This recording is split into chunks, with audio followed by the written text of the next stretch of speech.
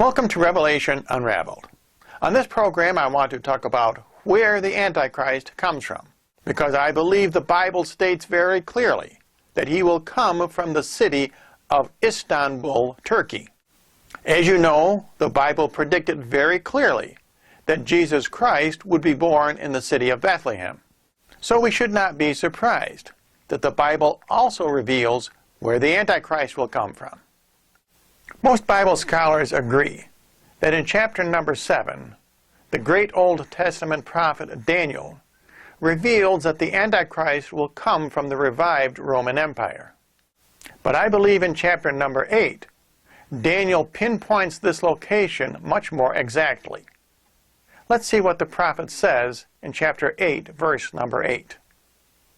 And Daniel writes, "And the he-goat became exceedingly great. And when he was grown, the great horn was broken. And there came up 4 horns in its place, toward the 4 winds of heaven." Now in the near-time fulfillment of this prophecy, the he-goat is Alexander the Great, and the 2 horns on the ram which he defeats are Medo-Persia. But in the end times, the he-goat symbolizes the Soviet Union, and the 2 horns on the ram which it defeats are England and America. The 4 horns toward the 4 winds of heaven, in Alexander's case, indicate the 4 generals who succeeded him.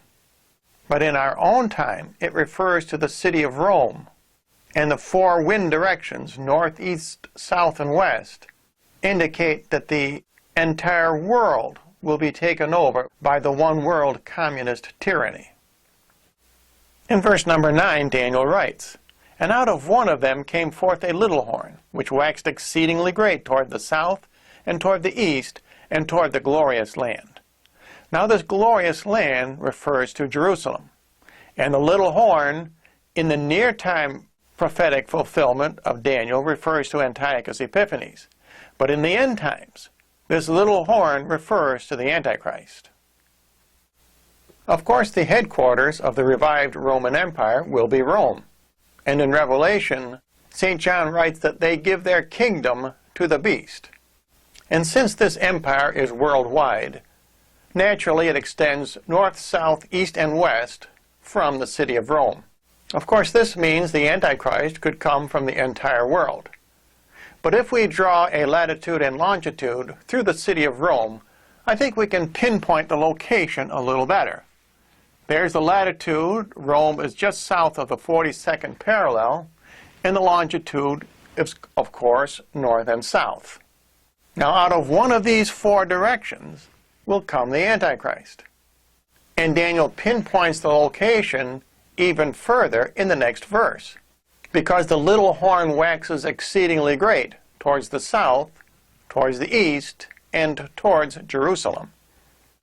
Since Daniel writes that the Antichrist will come from one of the 4 directions from Rome, and since Jerusalem is located east of Rome, I think it's pretty safe to assume that the Antichrist will come from this parallel which is east of the city of Rome.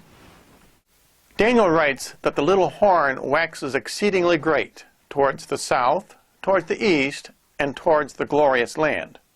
Now if we locate a point on this eastern parallel, so that Jerusalem is due southeast of this point, we will discover that that location is a very important city, and that is the city of Estambul, Turkey.